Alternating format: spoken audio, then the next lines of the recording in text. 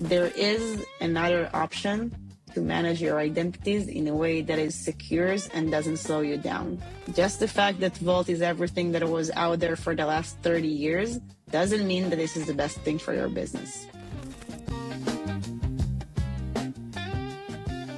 Welcome, Justin Semany, host of Semany's Trust Issues. Today I'm here with Rotem Lurie, co-founder and CEO of Venice. And Rotem, thanks for being here today. Yeah, thank you for having me. Yeah, my pleasure.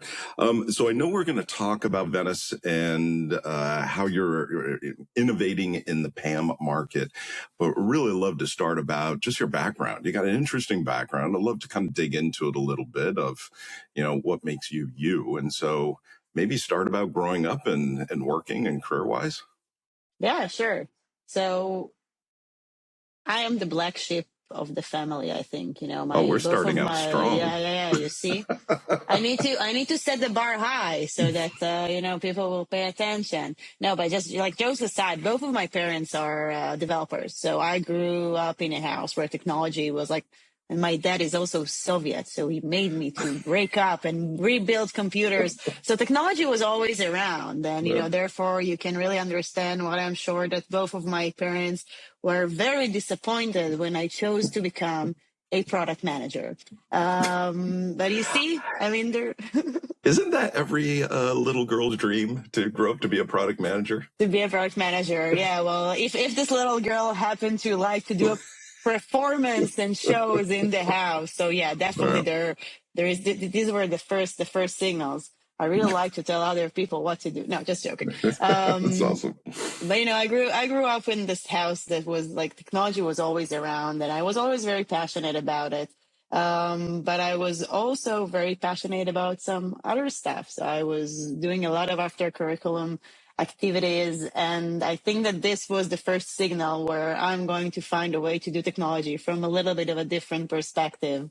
And life was very kind to me. And I had the privilege, I grew up in Israel, as you can hear from my accent. And I had the privilege when I joined the army to join one of the most elite units in the intelligence force, which really set my way into pursuing a career in cybersecurity. I fell in love with it from the first moment. There's so much opportunity, so much damage that can be made. And if this power is in the wrong hands, we really do need to make sure that we're setting the right guardrails. Well, I don't need to be telling you about that, right? But yeah, since then it was really a privilege to join one of Israel's most elite units in cybersecurity. And from there I've continued. So how long did you stay in the military or in the intelligence units? Yeah, I served so it's a mandatory service here in Israel, and I've extended it a little bit.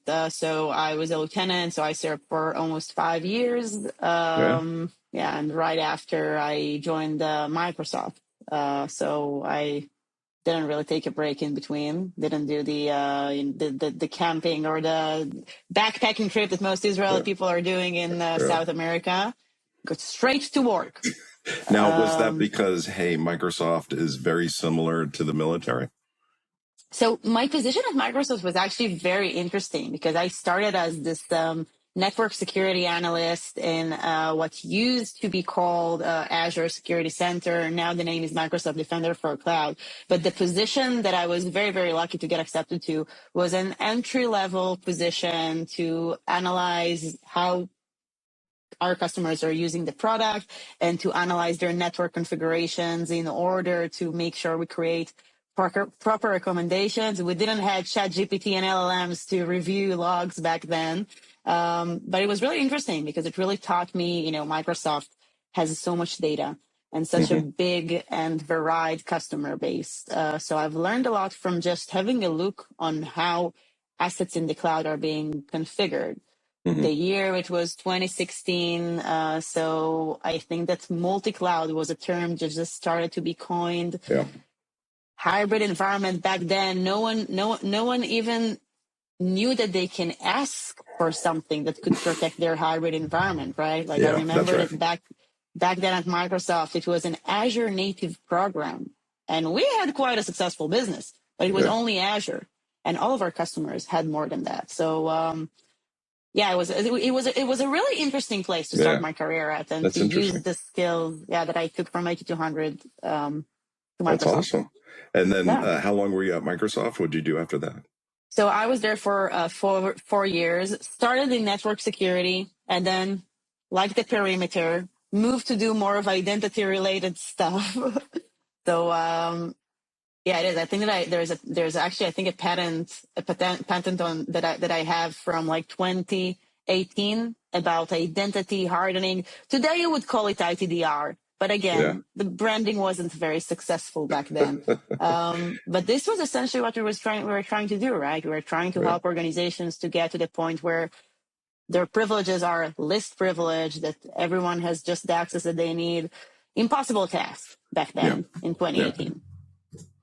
So then you went off to do something else. What was after Microsoft? So when I was still at Microsoft, I got a call from two very close friends of mine that I know from my days in the Army, Guy Lendor, the CEO and the CTO of Access. Back then, ZTNA startup, they already had a product. They didn't have customers, but they had a product when I joined.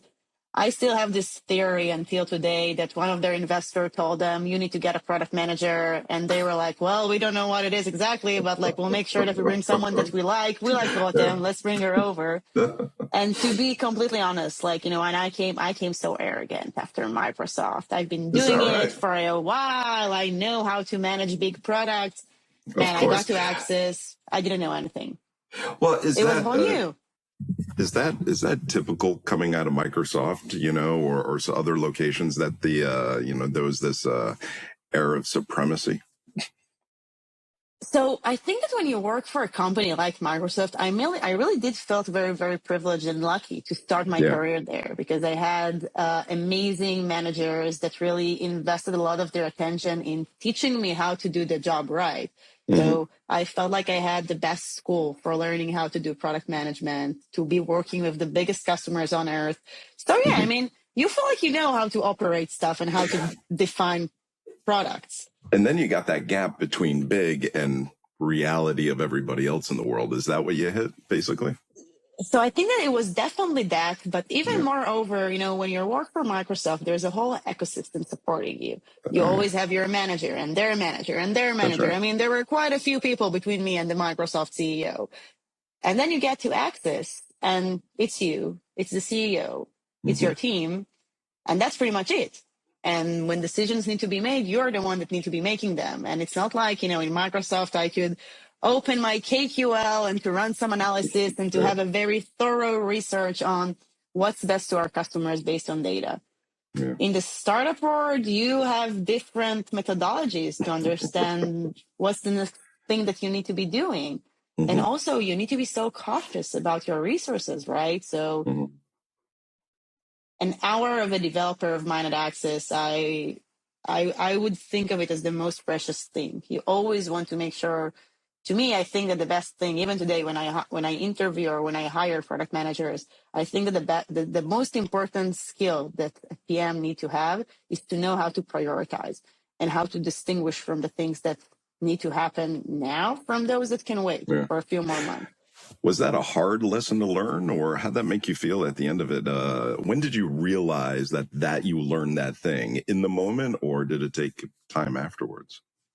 I think you can only tell that afterwards, because it takes a time to understand. It's like in the VC world, right? Like if you can tell if you made a good investment 2 months after you made an investment. That's right. Like you need to be patient and to see the results. So if you've invested now 2 months of developing a capability in the product, and you can't reverse engineer any single deal to, this is the feature that helped us close it, or this is the feature or the capability that without it, there's no way to use the product. You need to have actual people using it in order to understand whether it's made an impact or not. And I think that the only way to make sure that you're only bringing into the product things that are making impact is if you actually listen to the people that you build a product for. I think that there's something very, very unique about the Israeli ecosystem, that most of our founders are very technical. you Mhm. almost don't have founders that come from business backgrounds. So everyone in the ecosystem in Israel are super sharp, technological people, the best cybersecurity people on earth.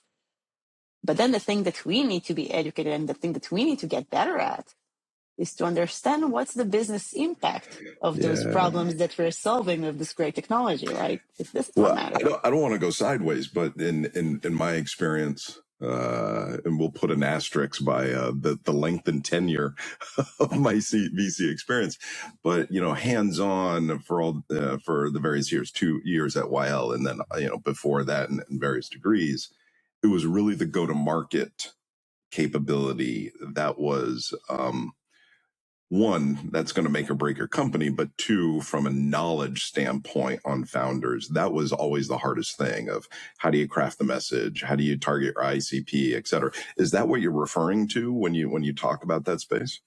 Yeah, and I think that one thing that I'm sure that also you've noticed that in your time at YL, it became very, very, very difficult to identify greenfields in cybersecurity. So everything sounds very similar, to on the first listening. If you would go now on the expo, I don't know when was the last time. I'd assume it was last year when you go to the expo at RSA, and you just go from a booth to booth to booth.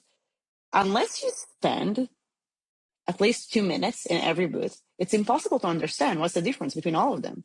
Why do you need all of those products for?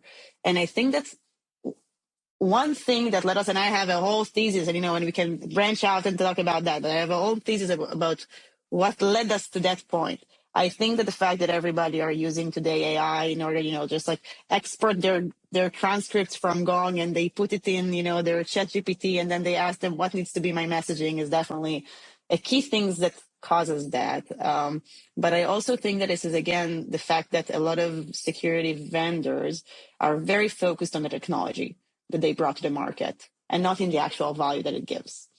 I think you're absolutely right. And we're seeing this at the time of this recording and definitely last year at RSA, whatever your solution was, slap an AI on it and away we go. And we have a huge amount of that investment was in AI SOC. And so I would sit there and with Ofer and others, I'm like, why is it yet another SOC AI solution versus a GRC or anything in AppSec and these other segments that are just as important? And my takeaway was it was just the knowledge of the founders. Yeah. And that makes a lot of sense. And, on the GRC topic, that's like a mile wide and a mile deep. And so I get that in hindsight, but the green spaces to me is any space that we've had innovation roughly 7 years after that, where it's probably a healthy time to kind of see companies start up to kind of go into that endpoint security. We had SentinelOne and CrowdStrike. And so I think we're starting to see some really interesting new ones in that space and PAM as well. And I know we're going to get into that to be able to talk about, but I completely agree with your point is really where I'm coming from. So you were at Axis and you're like, oh God, I need to get out of here. I've learned too much. I know everything. Microsoft Access, a way to go. Is that it? Yeah, and there you go. And then I've retired. There you just go. joking, but but I think that the experience at Axis really encouraged me to, it gives you, it tickles in you. So I really wanted to do something of my own, but I think that I really couldn't put it in words. And I had many ideas because what was so beautiful about the Axis product, it was an SSE, ZTNA, CASB, Secure Gateway, SD1. So it was really an inline product that was sitting in between end users and the applications that they want to connect to. We literally built a remote access platform during COVID. So the business was great. But one thing that being inline really allowed me was to see a lot of problems that arise from that. So a lot of our customers, even though the original cause of the product was to help our customers to replace VPN, many of them, after they saw the technology, the first question that they asked was, can it replace my PAM? And the second one was, can it replace my VDI? And, and there you go, great products like Island then went on and solved the second problem. But this spam thing really stuck with me. And I consider myself as a very thorough human being. And when I decided that I want to go out on this next chapter, I had this opportunity. I was connected with Ofer Schreiber, our great close friend, and he offered me to join Wild Ventures to the investment team. And for me, it was such a great opportunity because when I joined Axis, I was employee number 15. As I mentioned, they already did amazing work until I arrived. So they were free revenue, but they had a product. They ideated before, they raised their seed round. So there was a lot going on before. And I really wanted to learn at scale. What makes a great team build a great company? What makes a great team build a Mac company? How do you find an idea? How do you raise money? And I think that my time at Wild Venture really helped me to better understand this. And to your point about, like AI before, and I'm sure that it's going to be relatable to you as well. But when you work in a VC like Wild, you spend up most of your days either researching the markets or working on bringing the best teams so that we will have the privilege to invest in them. And the result is that at least once a day you meet a team of 3 people. Most of them, they went to Talpiot together. They've been friends since they're 18. Their name is Itai, Yoav, and Tomer. Nailed it. And Yoav has the best English. Therefore, is going to be the CEO, and they're going to disrupt the name the trends -AI. And I was watching those teams, and I remember one day that I came back home, and I told my husband that it's so frustrating, to see all of those kiddos just sitting at this table, bullshitting us, and then they're going to be able to raise their money and to get their rent. It's so frustrating, and look at me, and I've done this, and I've done that, and I've been to Microsoft, and I ran the whole product management at Axis, and no one is giving me their money. And my husband just he couldn't anymore. He just told me that the only reason to you. Yep. Just give it a shot. Yeah. And see how it goes. So there I went, and Vacni, my co-founder, and I, we partnered, and we just did this leap of faith of trying to get out there. And the journey to find the perfect idea for us, it wasn't easy. Ideation is a never-ending process. It was clear for us, to your point, that PAM is a technology that hasn't been disrupted for a while. Well, there were some attempts, but I think that most of those attempts, for various reasons, ended up to become a technology that is more of a dev tool over than actual security tool. And you can look on, you can look on the Teleport and the Strong DM, the proxy-based PAM solution that were the first wave of the disruption. Then a few years after, all the Keem products, the just-in-time access in the cloud. But again, both the first and the second attempts to replace the technology, I think that they were, from what we're seeing in the market, they couldn't get to the right ICP that CyberArk is currently, or the Linea or Beyond Trust are currently selling to. Because PAM is an enterprise problem. And all of the attempts to replace it ended up creating products that are not enterprise products. They're team's product or developer's product, but they're not products that you would expect the enterprise to use when they're trying to protect their privileges. So you went through all this Bring analysis. it on. Yeah, I'm thinking about, how you're speaking or your thought process on what segment do we want to get into. We want to do something. What segment do we want to get into? Who are the competitors in that space? Why are they winning or not winning? And that's an opinion-based kind of modal. But that thought process, how long did that take you? And were there any kind of takeaways that you were like, wow, I didn't really expect that? I still get those takeaways today. I think that with every company and with every CISO that I meet, I learn something new about how the way that their business operates impacts the way that they should be managing privileges. And I think that this is exactly the tragedy about PAM, right? Because the technology, CyberArk is such a brilliant company. It started its journey in 1995. Now, just the fact that it's 30 years old doesn't justify the fact that it needs to be replaced, right? Like I'm 30 years old, and I think that I'm here to stay for a little. I hope that for a little bit longer. Mm. But the things that really got me curious is the fact that most of the teams that we met, they use the cloud today. They started to use AI. They rely on mergers and acquisitions. Everything that they do is so dynamic. And still, they find themselves enforce their workflows to work differently so that they can fit to the way that the vault-based PAM is working. So I think that one area that we have identified very early on that is an area for improvement is how we can help CISOs to enable the business. And how can we make sure that we help them to protect privileges without compromising on business continuity? And I'm still learning about that, because for every business continuity means something else. And how can you create a solution that is dynamic enough so that it can keep up with the constantly changing environments that CISOs need to protect today? So yes, we are, even though we came out of stealth, we raised our A round, we are selling to Fortune 500 companies, but we're still learning. And ideation is never-ending process. So we kind of slid into what Venice is, but if I asked you, what is Venice? What is the pitch? What is the pitch? So what is the pitch? Venice is a solution that helps you to assure that everything or everyone has only the access that they need, only when they need it. Mm-hmm. And the reason why you need to have this kind of a solution today is because the only other solution that you have in the market in order to do it is your Vault.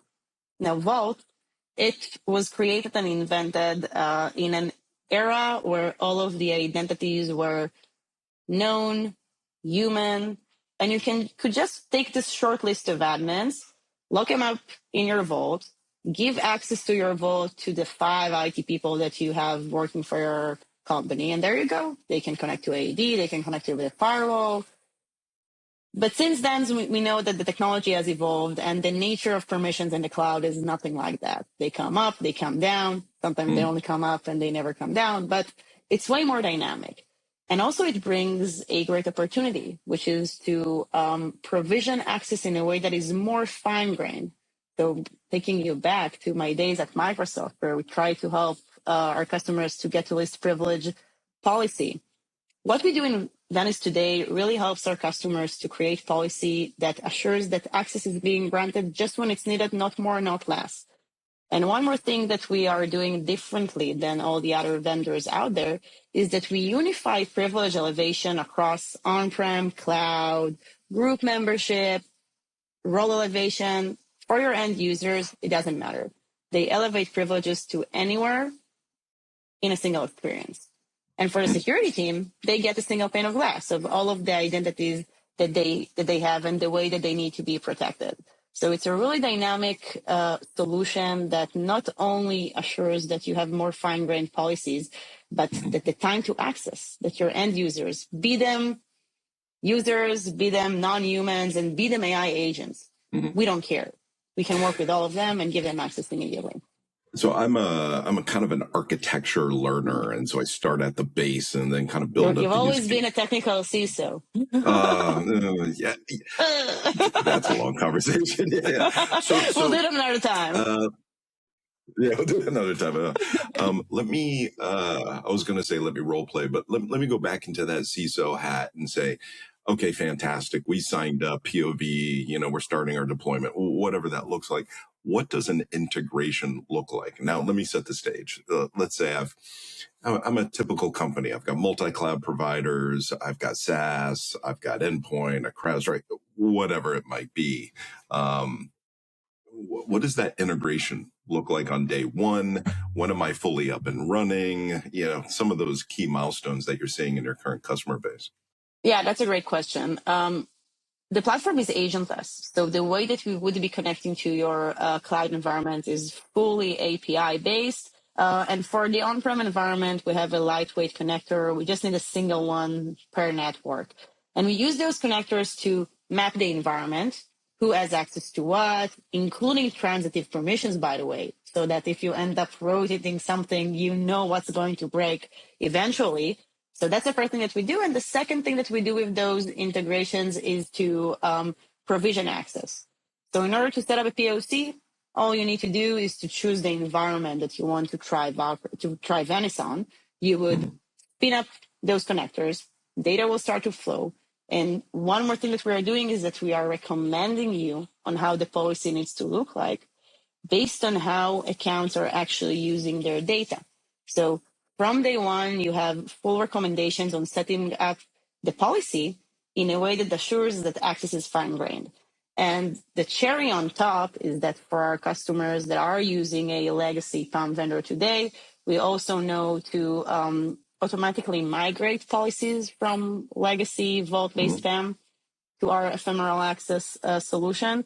So you can, even during a POC, to use your existing policies that you have in your PAM and to check how they can be better at Venice. So let me just step into this a little bit. So I assume you're doing harvesting of logs or transactions of history to determine, hey, Justin hasn't used this system in 80 days, or he only uses this particular feature functionality versus the total RBAC authorization that he's been given. Hey, we can trim down his permissions. Is that correct? Yeah. So based on exactly as you described it, based on the current permission set and also how those permissions are actually being used. And we can take this data from your IDP, from your cloud provider, or from your network. We are able to recommend and to hint on how the policy need to be set up in a way that will minimize the friction, because we want to make sure that if someone really needs to do their job in hand, we want to make sure that they have the permissions. But in case they're not using those permissions, we want to reduce the risk. And for our POCs, we are able to get depends on the environment, between 70 to 95% of privilege reduction. That's an actual risk that is standing out there, and we're removing. And we remove it either by removing the access completely, or by removing it completely and moving it to our just-in-time or to our credential management solution in a way that really hardens who can access to this particular account or who can access to this particular server or application and under which circumstances. Now, you said you're able to do NHI or non-human identities. How are you picking up on those tokens, those API credentials, insert other mechanisms here? It's a great question. It comes back to, we started to talk about ICP from before, about the use cases that a product is meant to solve. If you are now a born in the cloud techie company and your non-human identity problem is that your developers keep on writing secrets in your code and you want to find and to identify all of those secrets, there are some great solutions out there. Their CEOs are my best friends. I'm happy to recommend you on one. It's a different problem, and this is not one that we're solving.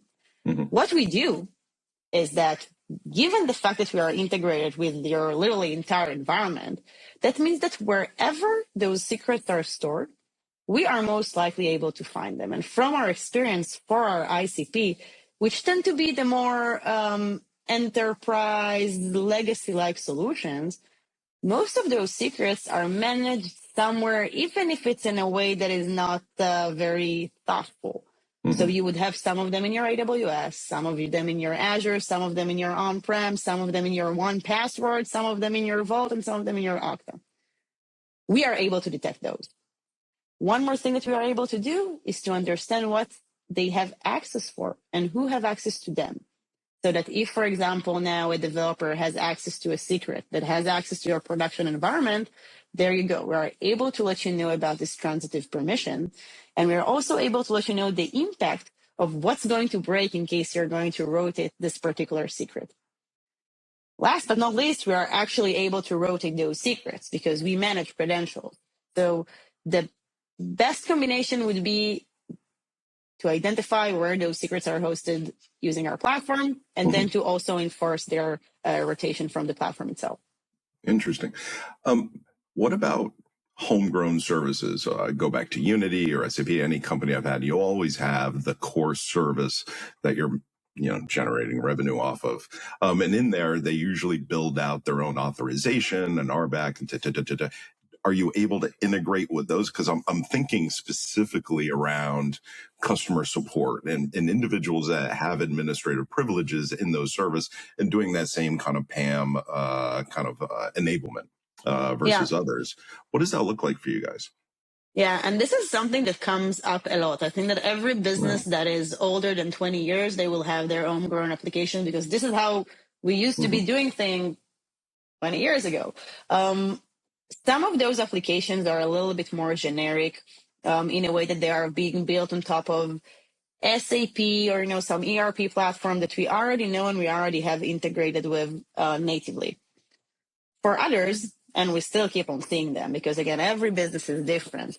So for other homegrown applications, usually what we're doing is to try and understand what's the technology that it relies on. Sometimes it could be what DB this specific application sits on top, or what would be the operating system of the servers that this application is running on.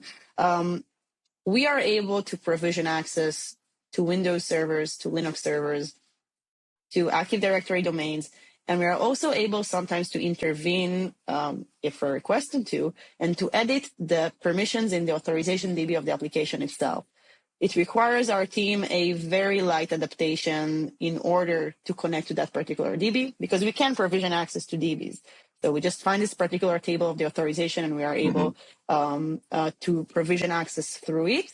And this is something that we are doing as part of the exploration and discovery process during the POC. So we try to understand exactly where those apps are hosted and how. Yeah. Oh, I mean, for me, there's obviously credentials stored in the database, customers, or then the leveraging of LDAP as a backend for services. I think modern day, leveraging vaults, to kind of store that versus, let's rewind the wheel like 30 years ago, and people are creating their own hash tables and things along those lines. So that makes a lot of sense in that integration. I guess part of this is getting out into the customer base, integration with the, infrastructure and moving up the OC stack, if you will, is part and parcel of the name of the game. Is that true? And where are you on that journey of, hey, if I hit a new customer today and they rattle off their technologies that they want to integrate, we're 80% there. There's always going to be something that you never expect, right? And you got to kind of develop that. Is that the process that generally happens? And are you seeing that? And this is how you grow your platform step by step, right? And it comes back to our conversation about prioritization. I would never send my team to build up a new integration just because I think that it's going to be useful. My team will be working on a new integration if there's a customer that told us that this integration is going to be very useful for them. Or if we will see that we are unable to sell to, financial organizations because we are not connected with this particular ERP system. And this is this is why I'm saying that ideation or even the journey to product market fit, it never ends. Because if you want to scale your product and you want to be able to sell to more and more and more industries, you will need to adapt. One thing that is very unique about PAM is that we built right now a technology that is generic enough so that out of the box, it can protect the most critical workflows of my customers. And this is exactly the change, right? Because when I ask the CISOs that I think so very highly of, one of my favorite tricks is to ask CISOs 2 questions in a row. We can play this game right now. You can go back to your CISO days. Yeah. The first question is, walk me through the permissions that you have in your vault. The accounts, like what's behind them? If you need to name drop, what's behind those accounts? Am I able to pull in my head of AppSec to actually answer that question with an honest answer? Or so I can make it easy for you. Usually I hear Active Directory admins. My IT team, when they try to connect to our network interfaces, this is what we have in the vault. And then I ask a CISO, let's say a CISO of a very, very large financial organization. I ask the CISO, dear CISO, what is the privilege that keeps you up at night when you think about it going to be breached? I hear a different answer to this question. So we got to a point where our privileged access management solution can't protect our privileged users, because I want to see someone telling their CEOs that they need to check in and check out the shared account password in order to get access to what they need. No one will be doing this. This is why end users and developers are the most problematic ones, but it's applicable for everyone, right? For traders, for CEOs, for executives, for financial people. This is why people find ways to bypass the PAM solution, because in the way that it's working today, it just doesn't make any sense to go through them because it takes too much time. And there's one thing that all people have in common on earth. Everyone wants to be honored, they want to make money, and they want to finish their job at 5 p.m. and come back to be with their families. And if the PAM product keeps me away from doing it, I'm going to find a way around it. That's right. And wherever today we manually find a way around tool, AI agents are going to automate the bypass. So we need to make sure that technologies that we bring in today are dynamic enough and are robust enough so that they can scale to the world where AI agents, and according to Gartner, this day is not too far away. It's next year, where AI agents are going to hold most of the privileged accounts. And one thing that we invested heavily in is to make sure that our policy is dynamic enough so that it can work with those AI agents as well as with those non-human identities. So, and I think that's the... Yeah, it is interesting where that friction is always caused with other organizations, and the company has always caused the core reason why security fails. And how do you reduce that friction as much as possible? And so if an engineer is coming to me and saying, hey, I've got to request, administrative privileges 15 times a day, and it's creating, it's always a little bit dramatic, but, half of my day is being spent requesting access. Why are they always so dramatic? Well, anybody, here's my point. Anybody asking for something, one, the fact that they have to ask is always a challenge. And then two, the reason why they're asking is because they've gotten to the point of like popping, so it's not like, oh, I need this, let me go ask. It's let me try 15 times. Now I'm about to explode. Now I'll go ask. And so that whole mechanism is always there, regardless of organization.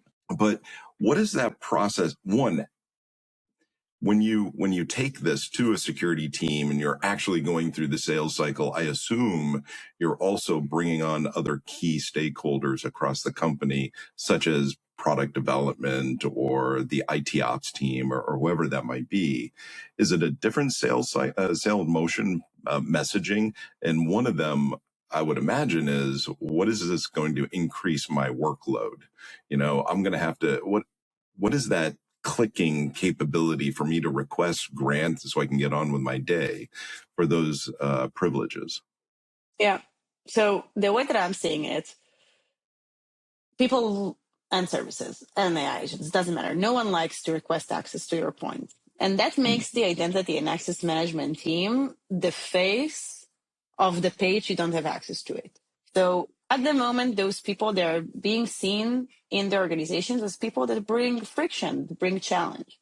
Yeah. Privilege access management solution, the budget comes from identity and access management. If I'm selling to identity and access management teams, they are the ones that I need to make successful. My way of making them successful is finally allowing them to stop being those people in the organization that are the equal to not having the permissions, or in other words, not allowing you to do your job. And my goal is to make them successful by making them loved and admired by all of their peers in the organization. And I'm going to be able to make them successful if I'm going to allow their product developers, their IT team, the CEO, the financial team to get the access that they need, to your point, with minimum friction. So wherever we can automate, consolidate, and streamline so that the end users are getting their time back, this would help me to sell this solution internally. I think that one, and I've been, and we talked about a little bit before, right? Like I've been working as a cybersecurity vendor for a few years now. And the thing that I think that really changed in the last 10 years was the fact that CISOs are now not only conveyed, I think, as those that are in charge of making organizations secured. They are being seen as business enabler. And I think that this is a really good movement, because otherwise, I mean, if security leaders are only being measured on keeping things secured, just lock everything up, right? Like, it's the most secure thing. No one is able to do anything. It's very, very secure. And I think that this is why boards are now also holding CISOs accountable for enabling the business. And this is exactly where we, as an access management solution, need to be minded about all of those stakeholders in the organization that just need to get access. So during a POC process, and if we're not doing it in a POC, we are doing it in the rollout, we ask to meet all of those end users, because we also want them to have something in it. Be it the fact that it's going to be easier for them to understand what access they need, or it's going to be easier for them to get it. There's got to be something there for the end users. Otherwise, to your point, they're just going to block this initiative.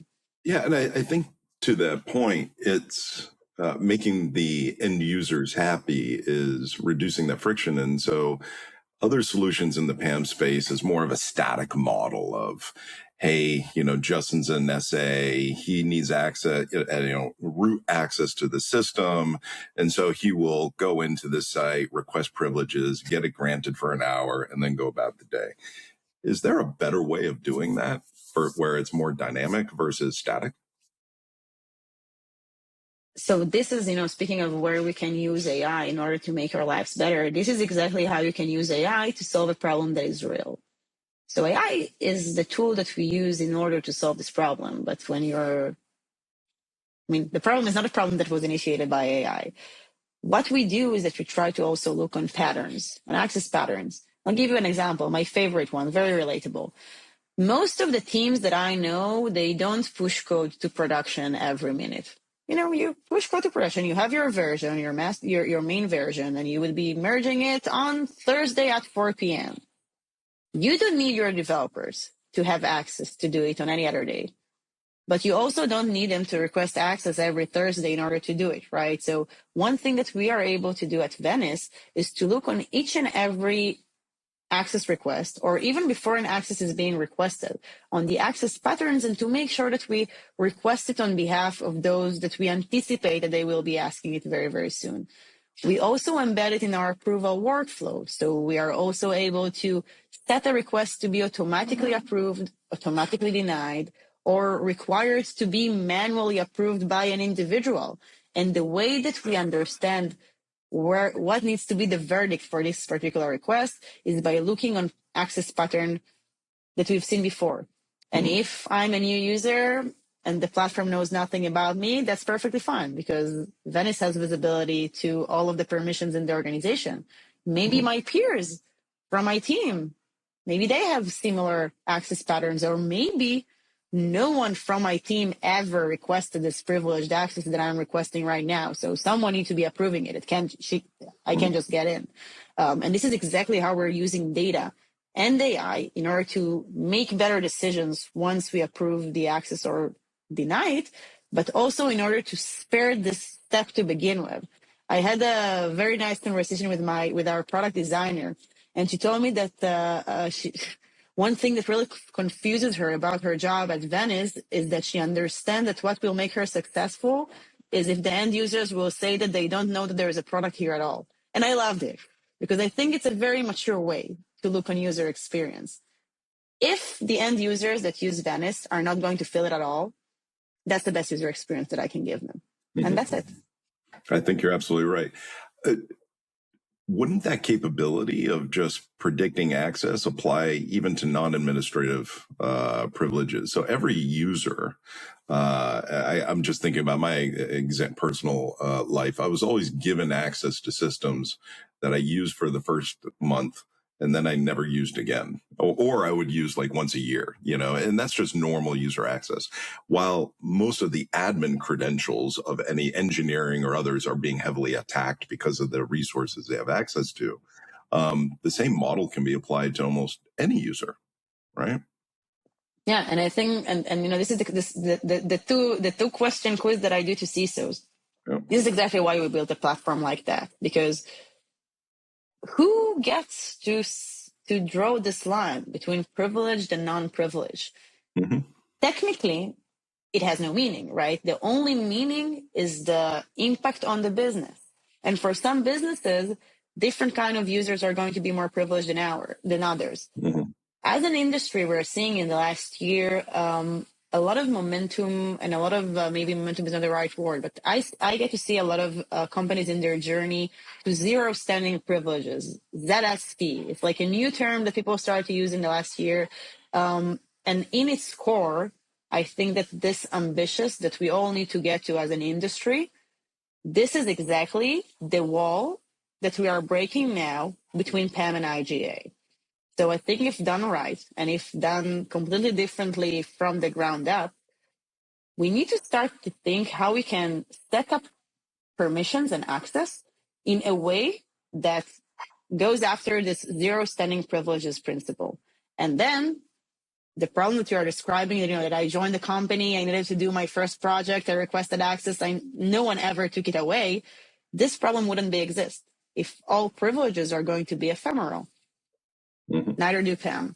And we're already seeing it in the market, right? We've seen the CyberArk acquires Zilla, and we've seen the Linea acquires Optimize. We see all of those movements, and it's not for nothing. And I think that the other thing that it creates for our identity and access management team is just a very, very, very miserable patchwork of trying to glue tools to each other, and they're never able to integrate. So you have like at least 7 tools managing permissions from different aspects. Why won't you just have one tool to manage the entire identity lifecycle? If you need access, I don't care if it's because you joined the company yesterday or because you're working on an audit. Now you need access, you'll get it. In an hour you wouldn't need it, you're not going to have it at all. And that's it. Do you see these solutions, or like Venice, moving in addition to employees and contractors in that space into that company's customers and those customer identities? We're starting to see, or we always had that breakout, between customer and employee identities. Some companies really kind of standardize on one platform for both, et cetera. But yet again, the same problem applies in regards to the customer identities as well as employees or contractors, just a different scope, right?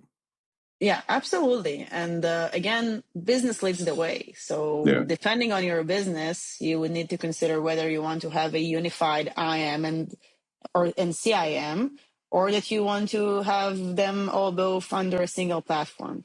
That way or another, if your architecture is one that supports zero standing privileges, there's also no need to give your customers standing access, neither to your customers nor to your workforce. And I really do think that here AI brings an opportunity to change this paradigm. And the reason why, when we tried to do least privilege back then in 2018 at Microsoft, we tried very hard, and we had an amazing team of data scientists, but the results, they just weren't good enough for the business. And I really do think that now we're standing on the verge of when those recommendations make sense. So now there's an opportunity. And again, business leads the way. Yeah, absolutely. So a couple questions I always ask, the competitor landscape. Here you've got incumbents. That identity and PAM is not a new topic. It has been around for a bit. So you got incumbents as well as startups. But when you think of Venice, how do you differentiate against those competitors? Yeah, it's a great question. So I think that the fact that we are hybrid is definitely what gives a lot of value to our customers. The fact that we unify and consolidate all access under a single umbrella allows us not only to consolidate licenses and therefore to actually help our customers to stop draining their budget on multiple IAM tools, but it's easier to manage. So this unification and consolidation is definitely one thing that is very unique to the platform. The second is our zero standing privileges philosophy. We're not designed and built to be a vault, and we're not designed and built to be a just-in-time access solution. What we do is that we elevate privileges in a way that is transparent to the end user. Your end users, they don't care if you're using ephemeral access, if you're creating a user from scratch, if it's a temporary access, if you take the credentials behind the scenes, they don't care. They just want to get their work done. And last but not least is the fact that this platform is dynamic. So from the moment that we are detecting those privileges and finally show you who has privileged access to what, throughout the access request, the policy evaluation, the session recording, and the analysis of it. It's all dynamic. And we have the privilege, given the fact that we started our journey in 2023, to use AI in order to streamline all of those workflows so that they are more accurate and are more aligned with the workflows as they actually are in the business. So definitely the adaptiveness of the solution, the fact that it's hybrid, the consolidation are the things that make most sense, makes the most sense with our customers. That's a great answer. Second question. What is the one thing, if there was one thing that would be the message to the listener? What is the one thing you want them to walk away with? The one thing that I want them to walk away with is that there is another option to manage your identities in a way that is secure and doesn't slow you down. Just the fact that Vault is everything that was out there for the last 30 years doesn't mean that this is the best thing for your business. Perfect. That would be it. All right, we've hit a bunch of things. What is it that we haven't talked about that maybe we should add in?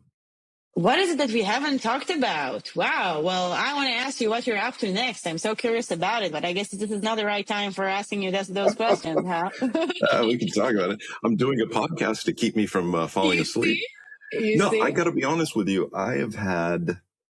I did this because those who know me know I don't shut up. I talk a lot. And so this is forcing me to, this is not about me. It's how do I have a really cool conversation with somebody? Maybe I should do it as well. It's fun. The second thing is, I really have appreciated the years at YL, of course, before that with founders and startups.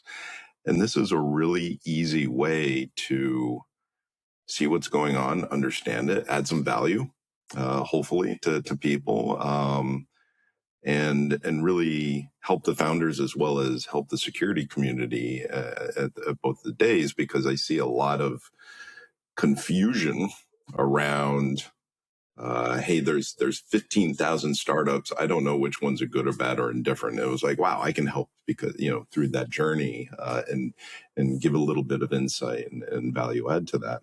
And so all around it's just been fun. It is what I would call a half a bottle of scotch and 4 hours of boredom moments. I had a red list survey I used to do.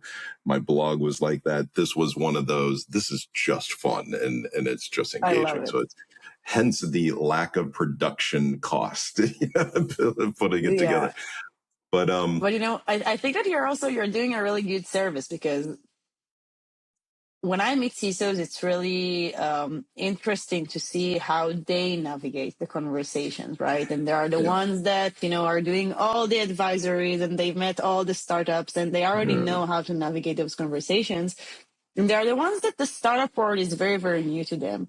And, we always love to say when on the early stage ecosystem, we always love to say the saying that no one was ever laid off to bring in, and then, we name a technology that I wouldn't name. Yeah, that's right. And I think that what you're doing now is very important, because our only way as founders and as entrepreneurs to actually improve the life of our customers is if we will be able to build product that suit them. And we're not going to be able to do it if they're not going to give us feedback and they're not going to be willing to test and to evaluate our technologies. And I know why it can be frustrating, right? I mean, I also have a job that I want to keep. And I know how limited my time is. So I think that what you're doing is really good service to educate us as an industry, how to better work with startups, because this innovation, it couldn't come up of my mind if I was just, sitting with that in front of a wall and talking to myself. The reason why the product keeps on evolving is because we have such a great network and such a great ecosystem of people that are willing to give from their experience and their time and their team's experience and time. And this is what ends up to becoming great technologies. So again, we can't do it alone without the ecosystem. So I'm really happy that you've done it and that you've invited me to participate. It's such an honor. Of course, how could I? I think I would be drawn and quartered in the street if I did not, include you guys, of course. Correct. No right doubt. out of In the every gate. state. Doesn't matter which Not city even a you are. hesitation in that. It's just like, yeah, we would murder you. That would be great. We would murder you, of course. Rotem, thanks for joining us. I really appreciate it today. If people in the audience want to get out and learn more and maybe do a demo, how do they get in touch with you guys?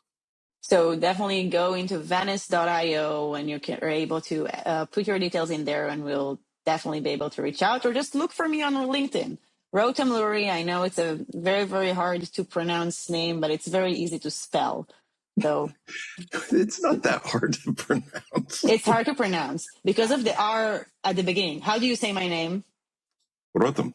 Well, look at my last name, and then now you're just bragging because you've been working with Israelis for a while. But usually people they're either do it Rotem or Rotem, and to be honest, like I don't care that way or another. As long as you remember my name, you can pronounce it however you want.